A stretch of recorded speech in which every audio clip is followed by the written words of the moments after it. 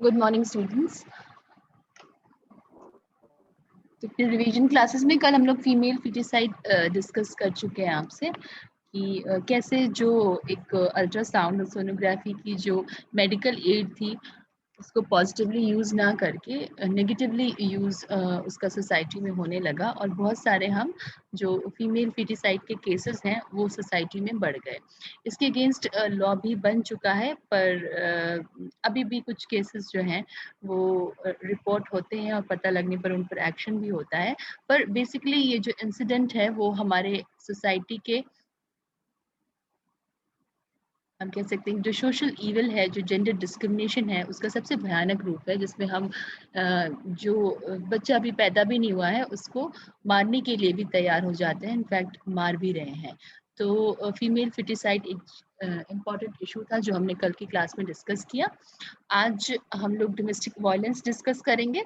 Domestic violence is about power and control over another person. It is not a problem with anger. Rarely do you see an abuser and act violently with friends, co-workers, and boss.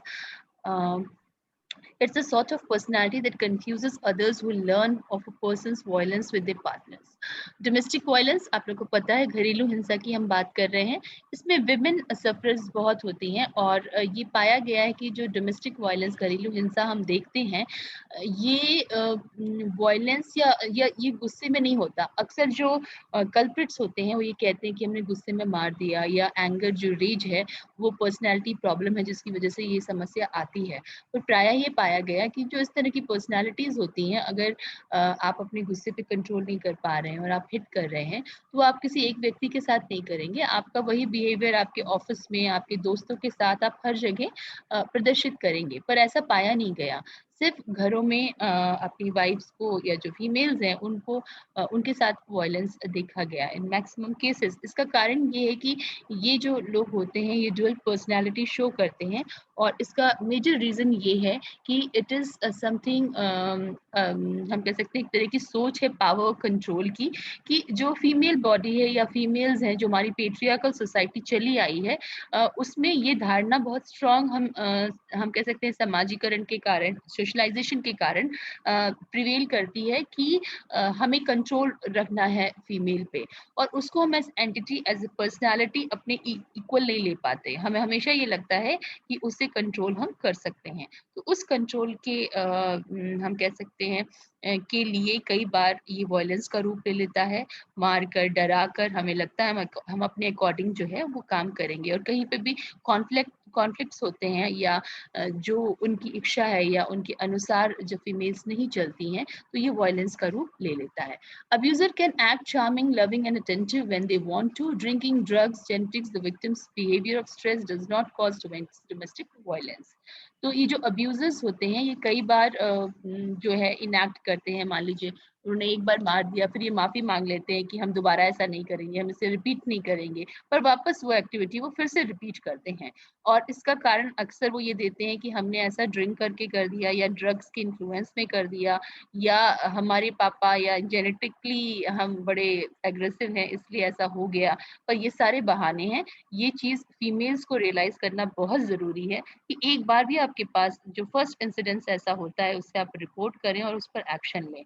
इसको ये समझ कर कि ये इन कारणों से हुआ है, इसे अवॉइड ना करें। तो ये जागरूकता हमें फीमेल्स में फैलानी है, उन्हें बताना है कि डोमेस्टिक वायलेंस एक क्राइम है, और पहला ही स्टेप जब ऐसा कुछ हो जो वायलेंस से रिलेटेड है तो आप इसको रिपोर्ट करें, और इसके लिए जो सीरियस आप स्टेप्स ले सकते हैं उसको जरूर लें।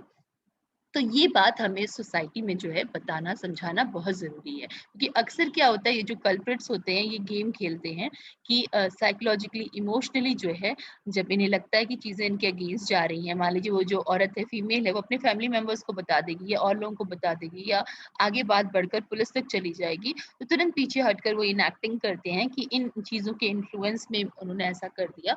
तो इस चीज़ को हमें बहुत ध्यान रखना है कि ये क्राइम है, और ये कारण जो है वो उसका जस्टिफिकेशन नहीं हो सकते। It is a learned behavior. It is learned in the home by observation and reinforcement from the age of 10. Domestic violence happens in all races, religions and socio-economic groups.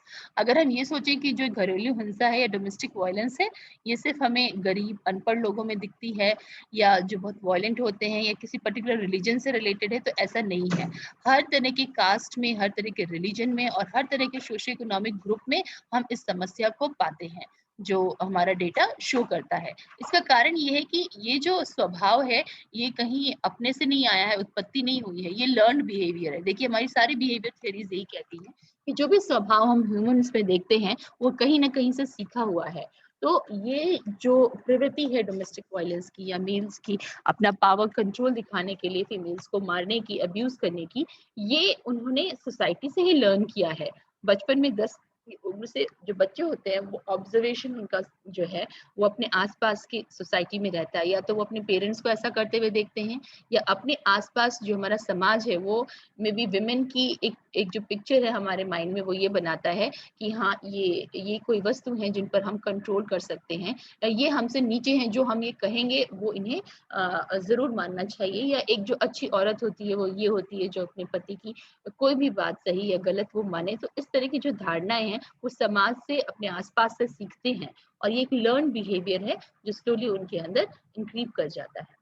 What is domestic violence? Domestic violence is a pattern of behavior where one partner tries to maintain control on the other through the use of physical force, intimidation and threats. The abuse can take any different forms. देखिए जो definition है उसमें हमने उसको gender stereotypical नहीं किया है. कोई भी पार्टनर यानी हस्बैंड वाइफ दो लोग हैं जो साथ रह रहे हैं, आपस में पार्टनर हैं, तो एक पार्टनर अगर दूसरे को कंट्रोल करने की कोशिश करता है किसी भी माध्यम का प्रयोग करके, चाहे फिजिकल फोर्स यानी शारीरिक बल का प्रयोग करके, इंटिमिडेशन यानी आपके बहुत क्लोज आकर आपको अनकंफर्टेबल करके, या थ्रेट करके, डरा कर, तो किसी भी प्रकार से आप पर कंट्रोल करने की कोशिश करता है कि आपकी जो भी रोजमर्रा की जिंदगी है एक्टिविटीज हैं, वो उसके अकॉर्डिंग चलेगी, तो उसे हम डोमेस्टिक वायलेंस कहते हैं, डोमेस्टिक अब्यूज कहते हैं. पर प्राय ये पाया गया है जो हमारा पेट्रियार्कल सोसाइटी है उसमें विमेन सफरर्स रहती हैं, मेजॉरिटी तौर पर हम ये देखते हैं, और जो मेल है वो फीमेल को डोमिनेट करने की और कंट्रोल करने की कोशिश करता है. फिजिकल, अब हमने जो डिस्कस किया कि फिजिकल फोर्स हो सकता है, इंटिमिडेशन हो सकता है, थ्रेट हो सकता है. तो डोमेस्टिक वायलेंस कई प्रकार के हम देखते हैं. Physical, kicking, punching, showing, slapping, pushing, burning, biting, choking, kicking. जो लड़कियां हैं, औरतें हैं, उनको अवेयरनेस देना भी बहुत जरूरी है कि किस चीज को हम डोमेस्टिक वायलेंस कहेंगे. ठीक है, कई बार हो सकता है वो फिजिकल ना होकर मेंटल और सेक्सुअल हो.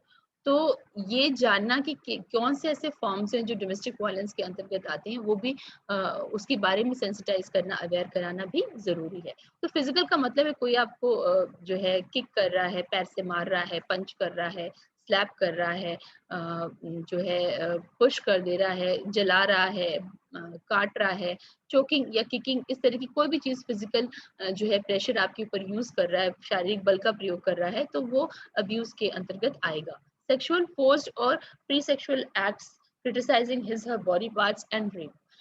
ऑफन जो लड़कियां होती हैं या औरतें होती हैं उनको ये लगता है क्योंकि हम मैरिड हैं तो कोई भी सेक्सुअल अगर हम कह सकते हैं वायलेंस उसके ऊपर करेंगे या फोर्स उसके ऊपर करेंगे तो उसको उसकी कंप्लेन हम नहीं कर सकते क्योंकि हम तो मैरिड हैं. तो मे बी ये जो मेल पार्ट है उसका जो मेल काउंटर पार्ट है उसका राइट है. तो ये जो मिथ है वो भी हटाना है कि आपने मूवी देखी होगी, सबने पिंक देखी है ना, नो मीन्स नो. तो इस लाइन को इतना हाईलाइट क्यों किया गया कि जब हम इक्वालिटी की बात करते हैं तो वहां बात यही है कि जो इच्छा है औरत की, विमेन की, वो सर्वोपरि होनी चाहिए जैसे हर किसी की होती है. तो उसके इच्छा के अनुरूप अगर हम कोई भी एक्ट करते हैं, वो फोर्सफुली करते हैं, तो वो अब्यूज या हम कह सकते हैं डोमेस्टिक वायलेंस के अंतर्गत आएगा. कई बार हो सकता है फिजिकल ना होकर, हमने भी बोला कि मेंटल तौर पर लोग जो है वो परेशान करते हैं. कैसे? जैसे मान लीजिए जो फीमेल है उसके बॉडी पार्ट्स को लगातार क्रिटिसाइज करना. ठीक है, मान लीजिए कोई भी लेडी है तो वेट बहुत मोटी हो, तुम तो बहुत मोटी हो, तुम तो बहुत मोटी हो, या बहुत थिन है तो या कलर के लिए हम लगातार किसी को क्रिटिसाइज कर रहे हैं, तो क्या होता है, ये सब बातें एक मेंटल ट्रॉमा की तरह फीमेल्स फेस करती हैं। मान लीजिए जो भी आसपास की लेडीज हैं या फिल्म इंडस्ट्री में जो एग्जाम्पल्स हैं, उनको एग्जाम्पल्स को कोट कर करके आपके शरीर को क्रिटिसाइज किया जा रहा है, तो आपका सेल्फ एस्टीम जो है वो हैम्पर करने की कोशिश ऐसे जो कल्प्रिट्स होते हैं वो करते हैं। तो इस तरह के सारे जो एक्टिविटीज हैं वो डोमेस्टिक वायलेंस के अंतर्गत आते हैं। देखिए, ये पावर एंड कंट्रोल की जो साइकिल है वो हमें दिखाती है कि फिजिकल वायलेंस और जो सेक्सुअल वायलेंस है, इसके थ्रू कितने सारे हम डोमेस्टिक वायलेंस के केसेस देखते हैं। यूजिंग इंटिमिडेशन हमने आपको बता दिया, इसके अंतर्गत आता है making already by using looks,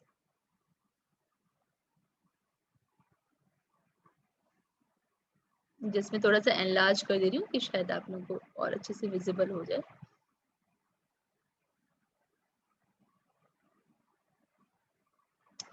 तो इंटिमिडेशन जो मैंने आपको बताया, making her afraid by using looks, actions, gestures, smashing things, destroying her property, abusing pets, displaying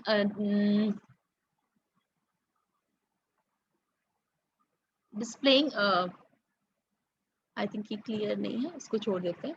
तो इंटिमिडेशन के अंतर्गत जो एग्जाम्पल्स दिए हुए हैं वो ये है कि मान लीजिए हम अपने एक्शन से, बातों से, इशारों से किसी को परेशान करें या डराने की कोशिश करें। ठीक है, जैसे मान लीजिए कोई किसी बात पर झगड़ा हो रहा है, तो हमने कोई सामान बहुत भारी उठा के उसके सामने पटक दिया, तो जो फीमेल है वो डर जाएगी कि मेरे ऊपर ना लग जाए या मेरे ऊपर ही ना कोई फेंक दे। तो इस तरह के एक्शन से डराने की कोशिश करना, ठीक है, या उसकी जो प्रॉपर्टी है उसकी, मान लीजिए कोई बहुत प्रिय चीज है, अच्छी चीज है, उसको हम जला दे रहे हैं, तोड़ फोड़ दे रहे हैं। मान लीजिए कोई पेट है जो बहुत क्लोज है, उसको हम हार्म पहुंचा दे रहे हैं। तो इस तरह से कर कर किसी को परेशान करना, इंटिमिडेट करना। यूजिंग कोरेशन एंड थ्रेट्स, इसको हमने डिस्कस ही कर लिया कि धमकी देना किसी भी चीज को, उसके पेरेंट्स को लेकर या मे बी उसकी जॉब को लेकर कि तुम्हारे जॉब जहाँ पे तुम वर्क करते हो वहां जाके मैं ये बोल दूंगा, ये कह दूंगा, कोई भी चीज इस तरह की करना जिससे कि वो व्यक्ति डर जाए। यूजिंग इकोनॉमिक अब्यूज, जब ये एक बहुत इंपॉर्टेंट एस्पेक्ट है जो हम लोग बार बार डिस्कस करते हैं जब भी हम विमेन इश्यूज को देखिए डिस्कस करते हैं, कि क्या होता है कि हम देखते हैं कि मेजोरिटी जो विमेन है वो जब वर्क फोर्स में नहीं है और सिर्फ हाउस होल्ड वर्क कर रही है, तो इकोनॉमिकली वो डिपेंड करती है हस्बैंड पे। तो इट इज लाइक कि मैं जो भी करूं, अगर तुम्हें निकाल दूंगा या तुम्हें मॉनिटरी जो है वो हेल्प नहीं करूंगा तो तुम करोगी क्या, जाओगी कहाँ। तो इस तरह का इकोनॉमिक अब्यूज की हम पैसे नहीं देंगे घर चलाने के लिए, या तुम्हें निकाल देंगे तो तुम करोगे क्या। तो ये सब जो है ये भी इकोनॉमिक अब्यूज के अंदर, डोमेस्टिक वायलेंस के अंतर्गत आता है। यूजिंग मेल प्रिविलेज, ये हमने डिस्कस ही कर रखा है। Treating her like a servant, making all the big decisions, acting like a master of the castle. जो मेल प्रिविलेज हमारी सोसाइटी में भी हमें दिखता है, वो चीज एनफोर्स करना कि वाइफ तो सिर्फ एक सर्वेंट की तरह है और मैं जो हूँ वो हाउस का किंग हूँ, या इस तरह की जो सोच है वो हावी करना और उसको प्रदर्शित करना, तो मेल प्रिविलेज दिखाना। यूजिंग चिल्ड्रन, बच्चों का सहारा लेना, ये ऑफन हम देखते हैं कि जो जो फीमेल्स होती हैं वो बच्चों से बहुत अटैच रहती हैं, और उनका एक वीक पॉइंट, ये जो ऐसे क्रिमिनल्स होते हैं, ऐसे अब्यूजर्स होते हैं, उनको ये लगता है कि बच्चों के द्वारा उनको डराकर हम कुछ भी करा सकते हैं। तो उनके लिए बहुत सारी जो औरतें हैं वो सहती रहती हैं, मार भी पड़ रही है या अब्यूज भी हो रहा है कि बच्चों के खातिर कि उन पर क्या असर पड़ेगा, या वो कहाँ जाएंगे, उनका हम क्या करेंगे। तो उनको यूज करके जो है इस तरह से परेशान करना, वो भी डोमेस्टिक वायलेंस के अंतर्गत आता है। Minimising, denying and blaming, making light of the abuse and not taking her concerns about its security. Blame game देखिए ऑफन किया जाता है, जैसे मान लीजिए घर में कुछ भी बुरा हुआ, ठीक है, या कुछ लॉस हो गया, तो उसके लिए फीमेल को जिम्मेदार जो है वो ठहरा देना कि तुम मनहूस हो, या तुम्हारी जब से तुम घर में आई हो ये चीज खराब हो रही है, या मेरा नुकसान हो रहा है। तो ये जो है ये भी ऑफन यूज किया जाता है डोमेस्टिक वायलेंस अब्यूज करने में, जो फीमेल्स हैं उनको।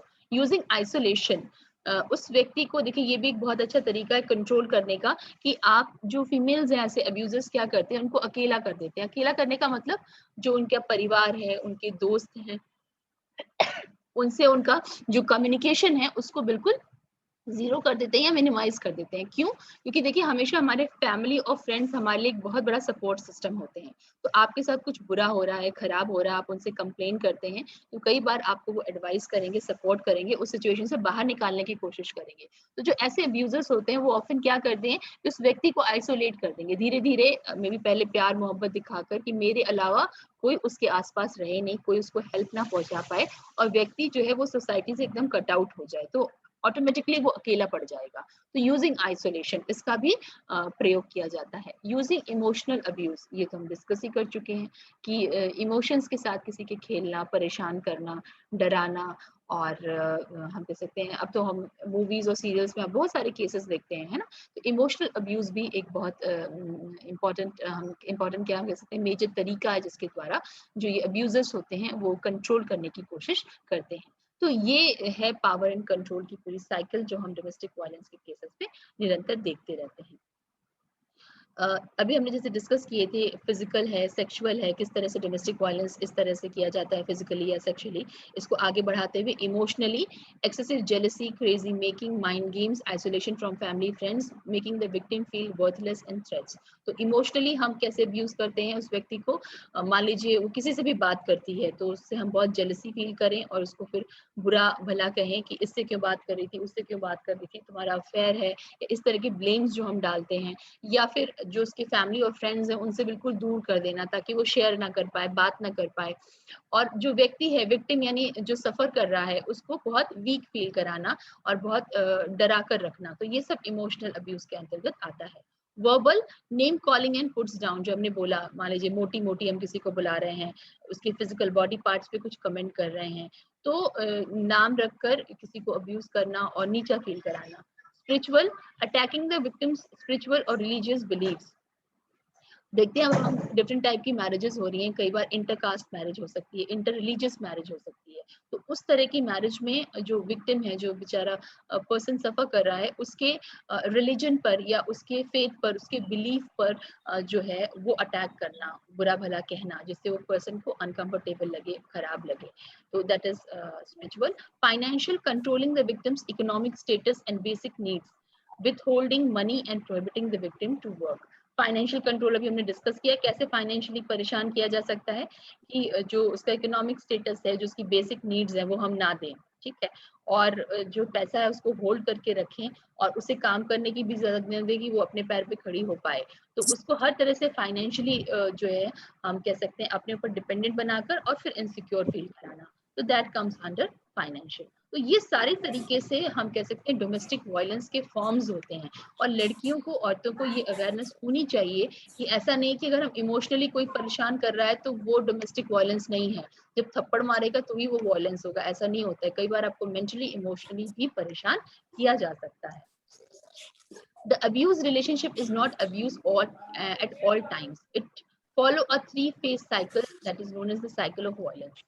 अच्छा, बहुत सारी औरतें और लड़कियां इससे निकल क्यों नहीं पाती?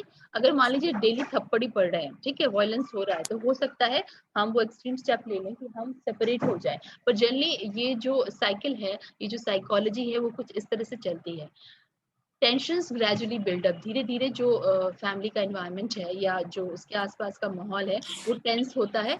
रिमोर्स और honeymoon period, a period of great remorse और apology, often promises are made and that we will take.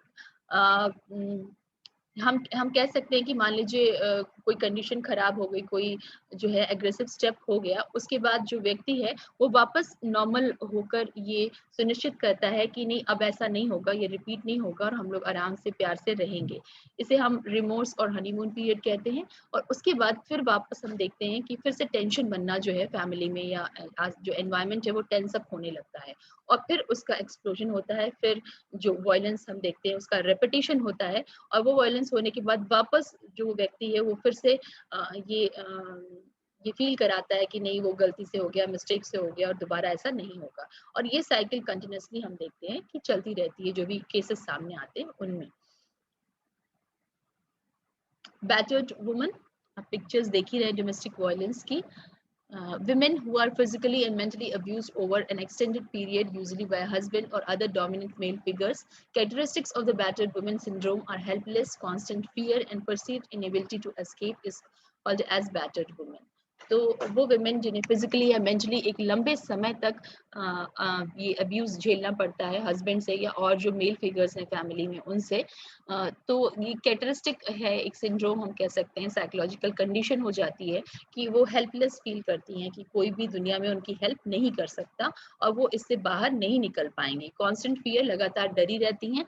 And perceived ability to escape is called, और उनको ये लगता है कि इस जो भी हम कह सकते हैं सिचुएशन है उससे वो कभी बाहर नहीं निकल सकती।